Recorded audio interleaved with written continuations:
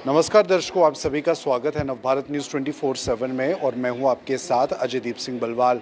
दर्शकों, विधानसभा चुनावों को लेकर बिगुल बज चुका है। पहले चरण के मतदान जो हैं वो 18 सितंबर को होने जा रहे हैं और ऐसे में जितने भी राजनीतिक दल हैं जम्मू कश्मीर में, अगर हम कहें तो वो जनता का विश्वास जीतने के लिए प्रतिबद्ध हैं और सबसे आगे हैं। और ऐसी ही party Jammu Kashmir National Panthers party Bhim की बात करें तो अपनी बात को ये कुछ दिन पहले भी सामने प्रेस वार्ता के जरिए रख चुके हैं, लेकिन आज मैनिफेस्टो जो है इनकी पार्टी ने जारी किया है।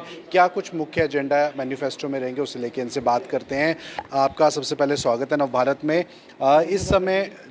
इस समय अगर कहें तो एक के बाद एक पार्टी जनता का विश्वास जीतने में लगी है। आपकी पार्टी के मुख्य ऐसे कौन से पॉइंट्स हैं जिसकी वजह से आपको लगता है कि जनता आपको वोट दे चुनावों में?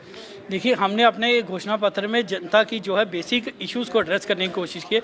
जनता सरकार को चुनती है तो अपनी जो टेंशन्स कम करने के लिए उसको ईज़ हो उसके लिए, लेकिन आपने देखा जो सरकारें चुन के आई उसके बाद खास करके भाजपा सरकार जब चुन के आई तो लोगों के घर के ऊपर बुलडोज़र पहुँच के उनकी बिजली कटना शुरू हो गई, लाखों के बिल आना शुरू हो गए, लोग जो है पूरी तरह से त्रस्त हो गए भाजपा सरकार से। तो हमने ये जो इशूज़ लाए हैं अपने घोषणा पत्र में, हमने ये इशू उनकी जो बेसिक रिक्वायरमेंट्स हैं, जो है एजुकेशन है, हेल्थ है, इन सबको एड्रेस करने की कोशिश की है। या आपके जो ओल्ड एज है पर्सनस हैं, स्पेशली एबल्ड है, इसमें हमने ये रखा है कि आप देखते हैं सरकारी अस्पताल में जो अब ट्रीटमेंट तो फ्री है लेकिन ट्रीटमेंट जो है क्वालिटी ट्रीटमेंट नहीं है। आपको मजबूरी में प्राइवेट हॉस्पिटल में जाना पड़ता है जहाँ लाखों का खर्चा आपका होता है, या आउट ऑफ स्टेट भी जाना पड़ता है। तो ये आपको एक किस्म से एक ऐसा धक्का लगता है जिसमें आपकी कई बार ज़मीनें बिकती हैं, कई बार आपको अपनी प्रॉपर्टी बेचनी पड़ती है। तो हम क्वालिटी एजुकेशन जो स्टैंडर्ड ट्रीटमेंट जो है वो आपको हॉस्पिटल्स में प्रोवाइड करेंगे ताकि आपको अच्छी क्वालिटी की ट्रीटमेंट जब इधर मिलेगी। आपकी एक टेंशन ये ख़त्म होगी कि आपको ट्रीटमेंट के लिए टेंशन नहीं लेनी है, आपको पैसे जोड़ने की ज़रूरत नहीं है, कि आपको ये टेंशन लेने की ज़रूरत नहीं कि अगर कोई बीमारी पड़ गई तो हमारा इलाज अच्छा नहीं होगा। दूसरा, आपकी जब बच्चे होते हैं तो आपको ये टेंशन रहती है कि बच्चों को स्कूल में भेजना है। आज आप प्राइवेट स्कूल में डालें 5-5 हज़ार एक बच्चे का, 10,000 15,000 रुपया बच्चे का खर्चा आता है, लेकिन गवर्नमेंट स्कूल में आप देखें तो बेटर टीचर्स हैं, ज़्यादा पे ले रहे हैं, लेकिन क्वालिटी एजुकेशन गवर्नमेंट स्कूल्स में नहीं है, जिस वजह से मजबूर होकर पेरेंट्स जो हैं प्राइवेट स्कूल्स में बच्चे भेज रहे हैं।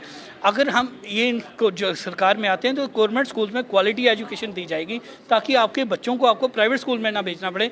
आपका दूसरा खर्चा, जो दूसरी टेंशन है, वो ख़त्म होगी कि आपको प्राइवेट स्कूल्स की तरफ रुख नहीं करना पड़ेगा।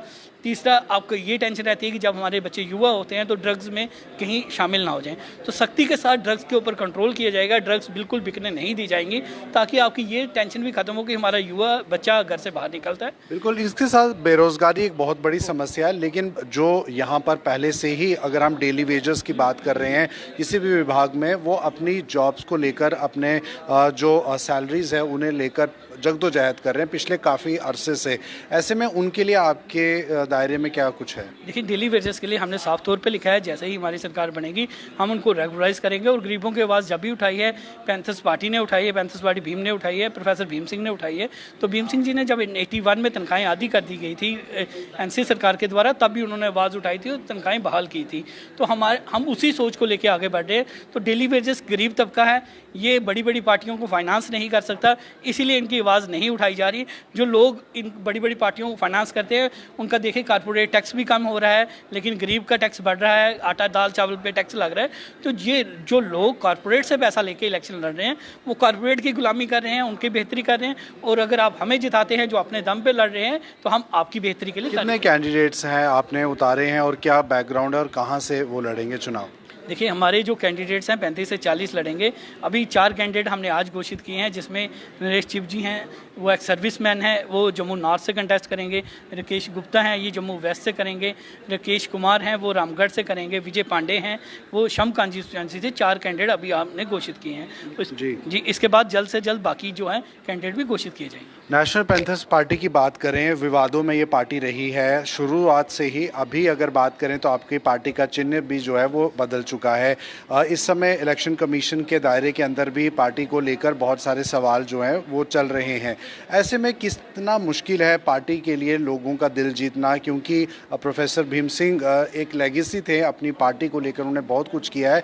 ऐसे में किस तरह से आप ये लड़ाई लड़ेंगे? एक तो राजनीतिक, दूसरी जो पार्टी से जुड़ी हुई है। देखिए, हमारी जो मंशा शक्ति है, जब ये बड़े बड़े लीडर जो थे प्रोफेसर भीम सिंह को डेथ बेड पे छोड़ के भाग गए थे, तब हमने पार्टी को संभाला था।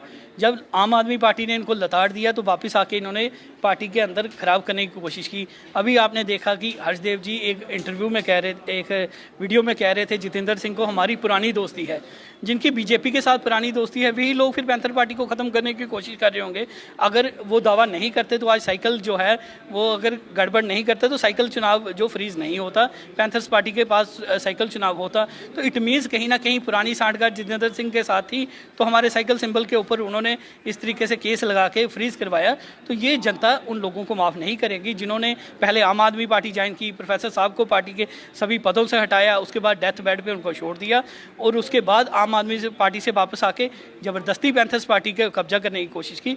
उनको सबक जो है जनता सिखाएगी। चलिए दर्शकों, तो ये थी खास बातचीत। आप अपनी राय ज़रूर इंटरव्यू को लेकर साझा कीजिए और देखना होगा किस तरह से लोगों का मत इनके साथ है। क्या आज भी नेशनल पैंथर्स पार्टी में वही जान बाकी है, वही उत्साह है और वही जोश है, या वही सिद्धांत है जो प्रोफेसर भीम सिंह द्वारा चलाए गए थे।